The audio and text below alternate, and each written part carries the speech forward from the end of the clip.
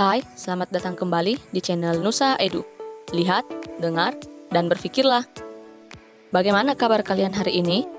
Di rumah aja kan? Di tengah pandemi COVID-19, mari selalu update informasi penting dan pastikan untuk tetap produktif selama pembatasan sosial ini, agar Indonesia bisa segera melewati fase maksimum spread. Seperti yang kalian ketahui, Indonesia sudah memilih pembatasan sosial berskala besar sebagai bentuk pencegahan penularan COVID-19 dan mengoptimalkan pelayanan kesehatan dibanding mengambil langkah lockdown. Kebijakan pemerintah ini diharapkan dapat menekan angka korban tertular yang sudah mencapai 2.000 orang dan 191 orang meninggal dunia, termasuk dari kalangan para medis. Nah, pada video kali ini, Nusa Edu ingin membagikan informasi mengenai negara-negara mana saja yang melaporkan kasus positif, tapi mampu bertahan dan mengambil langkah tepat untuk meminimalisir dampak yang diakibatkan oleh kasus COVID-19. Tiongkok dengan kebijakan lockdown total. Sebagai negara pertama yang melaporkan adanya virus baru yang kemudian saat ini diberi nama COVID-19. Langkah pertama yang dilakukan oleh pemerintah Tiongkok mengingat virus ini bahkan belum diketahui jenis, kode genetik, persebaran, dan apapun tentangnya kecuali gejala yang ditimbulkan oleh virus ini. Maka langkah yang dapat ditempuh adalah lockdown total sebagai bentuk pencegahan virus ini dapat menyebar lebih luas lagi. Meskipun mungkin pada saat itu sudah terlambat karena sudah banyak yang meninggalkan kota Wuhan yang kemudian membawa virus ini keluar dari kota Wuhan. Pada akhir Januari 2020, hampir 2 bulan setelah virus menyebar, puluhan ribu orang terinfeksi dan ribuan lainnya meninggal dunia. Tiongkok mengambil langkah ekstrim dengan menerapkan karantina terbesar dalam sejarah manusia. Sebanyak 20 provinsi dengan 780 juta jiwa atau setengah penduduk negara dibatasi pergerakannya. Banyaknya korban yang terpapar di saat belum ada penjelasan mengenai virus COVID-19 yang saat itu masih disebut sebagai pneumonia Wuhan mengharuskan pemerintah Cina membangun rumah sakit dalam waktu yang sangat singkat untuk menampung seluruh korban.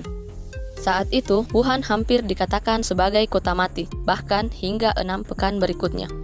Kebijakan karantina total tersebut terbukti berhasil meredam invasi virus corona di Tiongkok. Ketika negara-negara yang lain baru mengawali peperangan melawan corona, Tiongkok justru sudah melewatinya. Bahkan, saat ini kebijakan lockdown sudah resmi dicabut, meskipun pergerakan masyarakat masih dalam pengawasan ketat.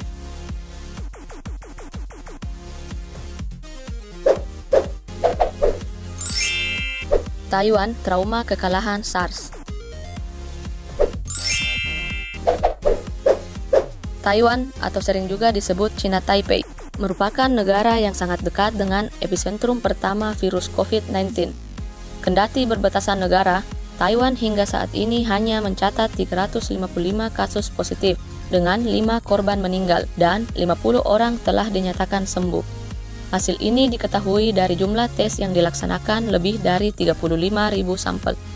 Negara ini mengkombinasikan sejumlah strategi dalam perang besar melawan corona. Mereka menerapkan kewaspadaan dini, tindakan proaktif, pembagian informasi publik, serta teknologi analisis data. Kemampuan Taiwan dalam menekan persebaran jumlah korban COVID-19, baik dari segi korban terpapar maupun korban meninggal, merupakan hasil dari pengalaman. Negara ini menghadapi wabah SARS pada tahun 2002 sampai 2003 lalu yang menelan banyak korban jiwa, di mana 73 meninggal dari 346 orang yang berarti 21% resiko kematian. Negara ini dianggap kalah dari wabah SARS. Namun, setelah kejadian itu, Taiwan merombak seluruh sistem kesehatan masyarakat mulai di tahun 2004. Mereka menerapkan struktur manajemen yang efisien untuk memastikan respon cepat tanpa terhambat isu politik di bawah naungan Komando Kesehatan Nasional. Pemerintah Taiwan memberlakukan larangan perjalanan pada pengunjung dari Cina, Hong Kong, dan Macau segera setelah jumlah kasus virus corona mulai meningkat di daratan Cina. Di samping itu, Perdana Menteri Su Tseng-chang segera memerintahkan penjatahan masker untuk mengatasi kepanikan publik dengan menerapkan larangan ekspor masker bedah. Dengan sistem kesehatan yang solid, penduduk cukup memindai kartu asuransi kesehatan di alat digital untuk mendapatkan masker. Teknologi ini membantu pemerintah menelusuri riwayat pembelian masker dan memastikan kuota 2 masker per pekan per orang dapat dipertahankan.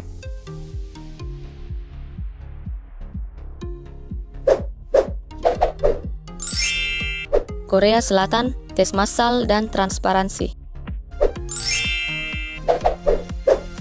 Sejak kasus nomor 31 teridentifikasi, kasus positif COVID-19 di Korsel mengalami lonjakan akibat sikap abai pasien yang tetap melakukan ibadah yang diikuti oleh ribuan jemaah di gereja Sinchonji, Daegu.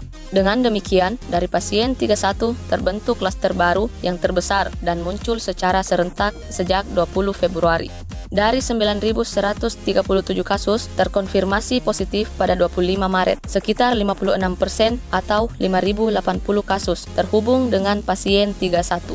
Kendati demikian, Korsel tidak mengambil langkah lockdown di seluruh negeri, melainkan hanya mengisolasi Daegu dan menetapkan sebagai kawasan bencana khusus. Tetapi, langkah tersebut dibarengi dengan strategi jitu meliputi testing massal, social distancing, komunikasi, dan koordinasi serta perlindungan tenaga medis.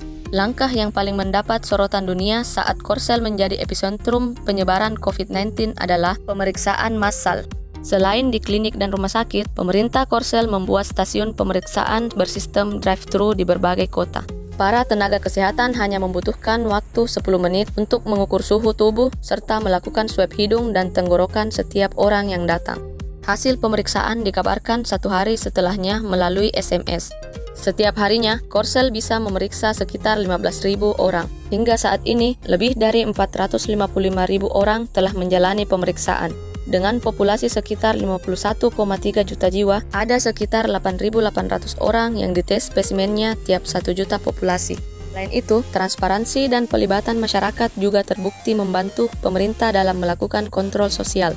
Bahkan, pasien positif dan ODP dapat dipantau melalui GPS dan secara transparan pada aplikasi kesehatan. Cara ini, selain membangun kepercayaan masyarakat pada pemerintah, juga dapat membantu pemerintah melakukan pengawasan dan pencegahan COVID-19 ini. Social distancing juga dilaksanakan secara ketat dengan pemberian sanksi dan denda bagi para pelanggar.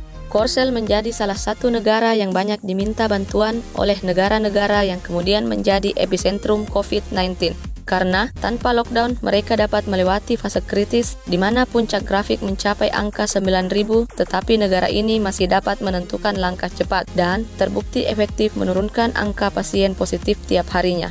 Akan tetapi, hal ini juga didukung oleh kesiapan tenaga medis dan kemajuan industri kesehatan di sana, bahkan sebelum virus ini mewabah.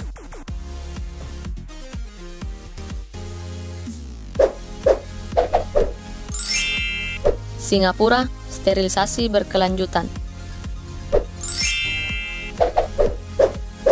Negara tetangga kita ini awalnya cukup terkejut dengan penyebaran COVID-19 yang terjadi di negaranya. Dengan tanggap, akhirnya pemerintah Singapura bertindak cepat dalam menangani orang-orang yang terinfeksi corona. Sejak pertama kali terdeteksi pada 23 Januari, hanya dalam waktu beberapa hari, jumlah kasus positif mencapai puluhan orang. Dan saat ini dapat ditekan peningkatan jumlah pasien positif tiap harinya. Bahkan, negara ini pernah tercatat sebagai negara dengan kematian 0% akibat COVID-19. Dari 1.100 total pasien, tercatat 6 orang korban meninggal. Bahkan, Singapura dijadikan contoh dan model bagi negara lain dalam mengatasi COVID-19.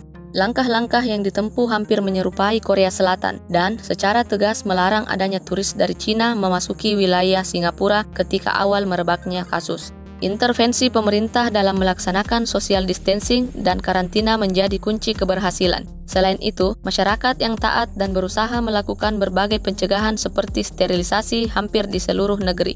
Sistem dan teknologi medis di Singapura merupakan salah satu sistem kesehatan terbaik di dunia. Jadi, tak mengherankan jika Singapura terlihat siap dan dapat dengan tepat menangani COVID-19. Akan tetapi, apa yang terjadi di Singapura dan 3 negara sukses ini tentu tidak dapat serta-merta diikuti oleh negara lainnya. Tiap negara belum tentu memiliki ketersediaan sumber daya yang memadai, baik dalam hal kesiapan peralatan medis dan kebijakan pemerintah itu sendiri. Selain itu, karakteristik masyarakat juga berbeda-beda.